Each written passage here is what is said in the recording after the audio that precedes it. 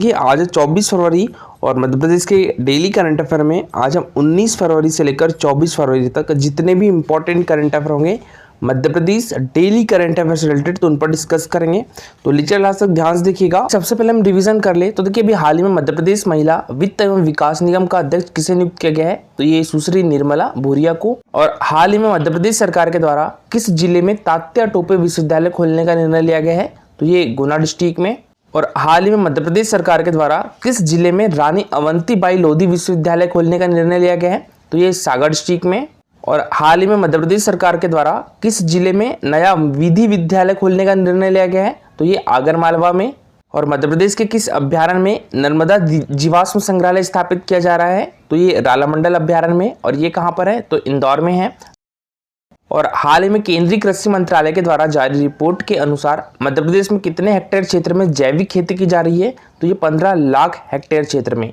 तो इसका आंसर होगा ऑप्शन नंबर बी। और हमारे देश में 64 लाख हेक्टेयर क्षेत्र में। अब स्टार्ट करते हैं आज की करंट अफेयर। तो आज की करंट अफेयर में पहला क्वेश्चन है हमारा, हाल ही में उप मुख्यमंत्री श्री राजेंद्र शुक्ल ने वेस्ट टू एनर्जी प्लांट का शुभारंभ कहाँ किया है, तो ये रीवा डिस्ट्रिक्ट में किया है।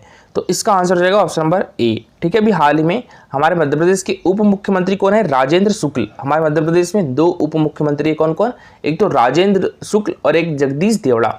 तो राजेंद्र शुक्ल ने वेस्ट टू एनर्जी प्लांट का शुभारंभ जो है वो रीवा डिस्ट्रिक्ट में किया है। तो देखिए रीवा में उप मुख्यमंत्री श्री राजेंद्र शुक्ल ने वेस्ट टू एनर्जी प्लांट का शुभारंभ किया है। और रीवा में अब कोयला, पानी, सोलर के बाद कचरे से भी बिजली बनाई जाएगी। और यह अत्याधुनिक प्लांट देश का 9वां प्लांट है जो अपशिष्ट को निष्पादित कर बिजली उत्पादन करेगा। नगरीय निकायों से निकलने वाले कचरे का निष्पादन कर वेस्ट टू एनर्जी प्लांट से 6 मेगावाट बिजली का उत्पादन होगा। रीवा के ग्राम पहड़िया में एकीकृत ठोस अपशिष्ट प्रबंधन योजना के तहत 158 करोड़ 57 लाख रुपए की लागत से इस प्लांट का शुभारंभ किया गया है। और यहाँ 28 नगरीय निकायों के कचरे से विद्युत का निर्माण किया जाएगा। तो देखिए 1 से 2 मार्च 2024 को डेयरी, खाद्य पदार्थ, एग्रीकल्चर और धार्मिक पर्यटन के उद्योगों को बढ़ावा देने के उद्देश्य से इन्वेस्टर समिट का आयोजन कहाँ किया जाएगा, तो ये हमारे मध्य प्रदेश के उज्जैन डिस्ट्रिक्ट में किया जाएगा। तो इसका आंसर हो जाएगा ऑप्शन नंबर बी। ठीक है, 1 से 2 मार्च 2024 को डेयरी, खाद्य पदार्थ, एग्रीकल्चर और धार्मिक पर्यटन के उद्योगों को बढ़ावा देने के उद्देश्य से इन्वेस्टर समिट का आयोजन किया जाएगा। कहाँ पर, तो ये उज्जैन डिस्ट्रिक्ट में। तो देखिए 1 से 2 मार्च 2024 को मध्य प्रदेश के उज्जैन में डेयरी, खाद्य पदार्थ, एग्रीकल्चर और धार्मिक पर्यटन के उद्योगों को बढ़ावा देने के उद्देश्य से इन्वेस्टर समिट का आयोजन किया जा रहा है। इस समिट का आयोजन मध्य प्रदेश औद्योगिकी विभाग कॉर्पोरेशन लिमिटेड द्वारा किया जा रहा है। और यह समिट एक क्षेत्रीय उद्योग सम्मेलन है जिसके अंतर्गत उज्जैन, देवास, शाजापुर, रतलाम, मंदसौर, नीमच और आगरमालवा जिले आते हैं। इस क्षेत्र में कुल औद्योगिक क्षेत्र में से 11 विकसित तथा 7 विकासाधीन है। इस डिसेंट्रलाइज्ड सम्मेलन में स्थानीय निवेशक भी शामिल होंगे। नेक्स्ट क्वेश्चन है हमारा, देखिए हाल ही में प्रधानमंत्री नरेंद्र मोदी जी के द्वारा हमारे मध्य प्रदेश के किस विश्वविद्यालय में पीएम ऊषा योजना शुभारंभ किया गया है, तो ये बरकतुल्ला विश्वविद्यालय में। तो इसका आंसर हो जाएगा ऑप्शन नंबर बी। ठीक है, अभी हाल ही में बरकतुल्ला विश्वविद्यालय में हमारे देश के प्राइम मिनिस्टर नरेंद्र मोदी जी के द्वारा पीएम ऊषा योजना का शुभारंभ किया गया है। और बरकतुल्ला विश्वविद्यालय कहाँ पर है, तो ये भोपाल में है। इसकी स्थापना 1970 में की गई थी। ठीक है, और पीएम ऊषा योजना का फुल फॉर्म क्या है, प्रधानमंत्री उच्चतर शिक्षा अभियान। ठीक है, तो याद रखिएगा प्रधानमंत्री उच्चतर शिक्षा अभियान है पीएम ऊषा योजना का फुल फॉर्म। और बात करें देखिए यहाँ पर देवी अहिल्या विश्वविद्यालय कहाँ पर है, तो ये इंदौर में है। देवी अहिल्या विश्वविद्यालय की स्थापना कब की गई थी, तो ये 1964 में की गई थी। ठीक है, बात करें जवाहरलाल नेहरू कृषि विश्वविद्यालय कहाँ पर है, तो ये जबलपुर डिस्ट्रिक्ट में है। और जवाहरलाल नेहरू कृषि विश्वविद्यालय की स्थापना कब की गई थी, ये भी 1964 में की गई थी। ठीक है, हमारे मध्य प्रदेश में 2 कृषि विश्वविद्यालय है। एक तो जवाहरलाल नेहरू कृषि विश्वविद्यालय जो कि जबलपुर में है, इसकी स्थापना 1964 में की गई थी। और एक है राजमाता विजया राजे सिंधिया कृषि विश्वविद्यालय, ये कहाँ पर है, ये ग्वालियर में है। और इसकी स्थापना 2008 में की गई थी। ठीक है, तो राजमाता विजया राजे सिंधिया कृषि विश्वविद्यालय कहाँ पर है, ग्वालियर में है। इसकी स्थापना 2008 में की गई थी। हमारे मध्य प्रदेश का पहला विश्वविद्यालय डॉक्टर हरि सिंह गौर विश्वविद्यालय है जो कि सागर डिस्ट्रिक्ट में है। और इसकी स्थापना जो है ये 1946 में की गई थी। ठीक है, इसकी स्थापना 1946 में की गई थी। पहले इसका नाम सागर विश्वविद्यालय हुआ करता था, फिर 1983 में इसका नाम डॉक्टर हरि सिंह गौर विश्वविद्यालय कर दिया गया। ठीक है, 1983 में। और इसके बाद 2008 में इस विश्वविद्यालय को केंद्रीय विश्वविद्यालय का दर्जा प्राप्त हुआ था। और अभी हाल ही में पीएम ऊषा योजना का शुभारंभ कहाँ पर किया गया है, तो ये बरकतुल्लाह विश्वविद्यालय भोपाल में किया गया है।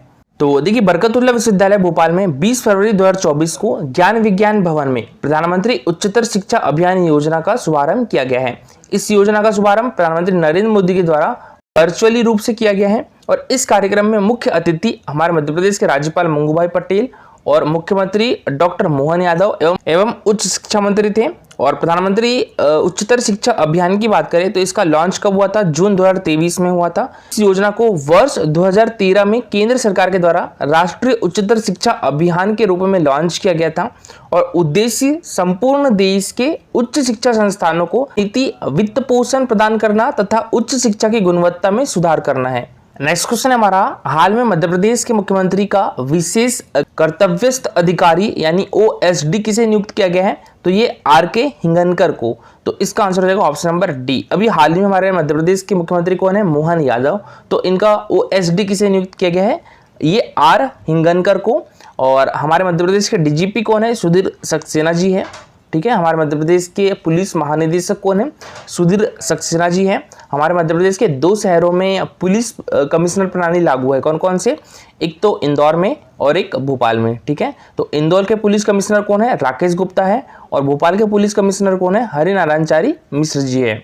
तो देखिए, हाल ही में मध्य प्रदेश के मुख्यमंत्री का विशेष कर्तव्यस्थ अधिकारी यानी ओएसडी किसे नियुक्त किया गया है, आर.के. हिंगनकर को नियुक्त किया गया है। और के.पी. वेंकटेश्वर राव को मध्य प्रदेश नारकोटिक्स विभाग का एडीजी बनाया गया है। एम.एस. सिरकवार को रीवा जोन का आईजी नियुक्त किया गया है। एम.एस. सिकरवार को रीवा जोन का आईजी नियुक्त किया गया है। और देखिए, ओएसडी भारत सरकार या राज्य सरकार के द्वारा चुना जाता है। यह भारत सरकार में एक सचिव और एक अपर सचिव के बीच एक भारतीय सिविल सेवा अधिकारियों में से एक होता है। इस अधिकारी की नियुक्ति सरकार द्वारा किसी विशेष गुप्त कार्य के लिए की जाती है। और नेक्स्ट क्वेश्चन है हमारा, 20 फरवरी से लेकर 26 फरवरी 2024 तक खजुराहो नृत्य समारोह के किस संस्करण का आयोजन किया जा रहा है, तो ये 50वें संस्करण का आयोजन किया जा रहा है। तो इसका आंसर हो जाएगा ऑप्शन नंबर डी। ठीक है, देखिए, खजुराहो नृत्य समारोह का आयोजन कहाँ पर किया जा रहा है, तो ये खजुराहो में किया जा रहा है। और खजुराहो हमारे मध्य प्रदेश के छतरपुर डिस्ट्रिक्ट में है। कब से कब तक इसका आयोजन किया जा रहा है, तो 20 फरवरी से लेकर 26 फरवरी तक ये 7 दिवसीय आयोजन होता है। ठीक है, कितने दिवसीय, 7। और खजुराहो नृत्य समारोह की शुरुआत कब की गई थी, ये 1975 से की गई थी। ठीक है, कब, 1975 से की गई थी। और इसके अब 50 साल पूरे हो चुके हैं। ठीक है, तो ये 50वां आयोजन किया जा रहा है, कब, 2024 में। और इसका जो 20 फरवरी को शुभारंभ किसके द्वारा किया गया था, तो ये हमारे मध्य प्रदेश के मुख्यमंत्री डॉक्टर मोहन यादव ने किया था। आयोजक कौन कौन है, उस्ताद अलाउद्दीन खां संगीत एवं कला अकादमी तथा मध्य प्रदेश संस्कृति परिषद के द्वारा इसका आयोजन किया जा रहा है। और उद्घाटन समारोह में से अधिक शास्त्रीय नर्तकों द्वारा नृत्य करके गिनीज बुक का वर्ल्ड रिकॉर्ड में नाम दर्ज कराया गया है। और खजुराहो नृत्य समारोह की शुरुआत जो है वो वर्ष 1975 से की गई थी। 30 से 26 फरवरी 2024 तक छतरपुर जिले में स्थित चंदेल शासकों की राजधानी खजुराहो में 50वें खजुराहो नृत्य समारोह का आयोजन चल रहा है, जिसका शुभारंभ मध्य प्रदेश के मुख्यमंत्री डॉक्टर मोहन यादव ने किया है। इस समारोह में 20 फरवरी को रांग वसंत की लय पर 1484 कथक नृत्य साधकों के द्वारा एक साथ नृत्य करके गिनीज वर्ल्ड रिकॉर्ड बनाया गया है। इससे पूर्व तानसेन समारोह में एक साथ 1282 तबला वादकों की प्रस्तुति देकर Guinness book of world record बनाया गया था। और हमारे मध्य प्रदेश ने तबला दिवस कब मनाने की घोषणा की थी, तो ये 25 दिसंबर को। ठीक है, 25 दिसंबर को तबला दिवस मनाया जाएगा। खजुराहो में देश के पहले जनजातीय व लोक कलाओं के प्रशिक्षण के लिए गुरुकुल स्थापित करने की घोषणा करके त्वरित भूमि पूजन भी किया गया है। और खजुराहो नगर परिषद को जनसंख्या के आधार पर नगर पालिका के रूप में भी विकसित किया जाएगा। लेकिन नेक्स्ट क्वेश्चन हमारा, हाल में मध्य प्रदेश के कितने प्रत्याशी को राज्यसभा में निर्विरोध निर्वाचित किया गया है, तो ये 5 प्रत्याशी को। तो इसका आंसर रहेगा ऑप्शन नंबर ए। ठीक है, बात करें राज्यसभा सीट की, तो हमारे मध्य प्रदेश में राज्यसभा सीटों की संख्या कितनी है, 11 है। विभाजित मध्य प्रदेश में राज्यसभा सीटों की संख्या 16 थी। ठीक है, और अभी हाल ही में कितनी है, तो ये 11 है। और देखिए, बात करें हमारे मध्य प्रदेश में लोकसभा सीटों की संख्या कितनी है, तो ये 29 है। ठीक है, लोकसभा सीटों की संख्या 29 है, राज्यसभा सीटों की संख्या 11 है, जिसमें से अभी ये 5 प्रत्याशी को राज्यसभा में निर्विरोध निर्वाचित किया गया है। इनमें कौन कौन से है, तो 4 तो बीजेपी की है और एक कांग्रेस से है। ये एल मुरुगन है, ये तमिलनाडु से है। ठीक है, तो एल मुरुगन को भी मध्य प्रदेश राज्यसभा सीट से राज्यसभा सांसद नियुक्त किया गया है। ठीक है, एल मुरुगन को कहाँ से है? तमिलनाडु से है। उमेश नाथ महाराज जी भी है, ये उज्जैन से है। बंसीलाल गुर्जर है, ये मंदसौर से है। माया नरोलिया है, ये नर्मदापुरम डिस्ट्रिक्ट से है। और कांग्रेस के एक प्रत्याशी कौन? तो ये अशोक सिंह है। कहाँ से है? ये ग्वालियर से है। ठीक है, हाल ही में प्रधानमंत्री जनमन आवास योजना के अंतर्गत देश का पहला आवास किस जिले में बनाया गया है? तो ये शिवपुरी डिस्ट्रिक्ट में बनाया गया है। तो इसका आंसर हो जाएगा ऑप्शन नंबर सी। ठीक है, अभी हाल ही में प्रधानमंत्री जनमन आवास योजना के अंतर्गत देश का पहला आवास जो है वो शिवपुरी डिस्ट्रिक्ट में बनाया गया है। तो देखिए, प्रधानमंत्री जनमन आवास योजना के अंतर्गत देश का पहला आवास शिवपुरी जिले के उत्तरा ग्राम पंचायत में बनाया गया है। और शिवपुरी जिले में सहारिया आदिवासी परिवार है। इनमें ऐसे परिवार जो कच्चे आवास में निवास करते थे उनका सर्वे करके प्रधानमंत्री जनमन अभियान के तहत चिन्हित किया गया और अब जिले के लिए यह एक उपलब्धि भी है। बात करें यहाँ पर प्रधानमंत्री जनमन आवास योजना की, तो इस योजना का लक्ष्य जो है वो 75 विशेष रूप से कमजोर जनजातीय समूहों का विकास करना है जो विभिन्न मंत्रालयों विभागों की योजनाओं से छूट गए हैं ताकि उन्हें मुख्य धारा से जोड़ा जा सके। प्रधानमंत्री ने 15 जनवरी 2024 को जनजातीय आदिवासी न्याय महाअभियान के अंतर्गत इस योजना के 1 लाख लाभार्थियों को पहली किस्त भी जारी की थी। और देखिए, कल का हमारा क्वेश्चन था निम्नलिखित में से किसको विज्ञान और इंजीनियरिंग के क्षेत्र का पद्म विभूषण 2023 प्रदान किया गया है?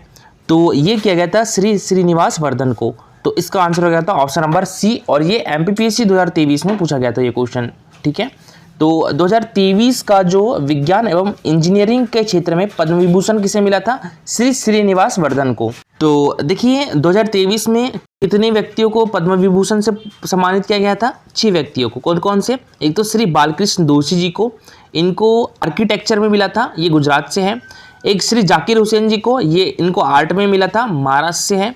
श्री M कृष्णा को, ये इनको पब्लिक अफेयर में मिला था, ये कर्नाटका से है।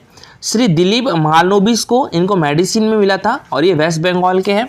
श्री श्रीनिवास वर्धन को साइंस एंड इंजीनियरिंग में मिला था, ये यूनाइटेड स्टेट ऑफ अमेरिका से हैं। ठीक है, श्री मुलायम सिंह यादव जी को मिला था, ये इनको पब्लिक अफेयर में दिया गया था और ये उत्तर प्रदेश से है। और अभी हाल ही में हमारे देश में 5 व्यक्तियों को पद्म विभूषण पुरस्कार से सम्मानित किया गया है 2024 का। ठीक है, 2024 के पद्म विभूषण से कितने व्यक्तियों को सम्मानित किया गया है? 5 व्यक्तियों को। कौन कौन से? तो सुश्री विजयंती माला बाली को, इनको कला के क्षेत्र में मिला है और ये तमिलनाडु से हैं।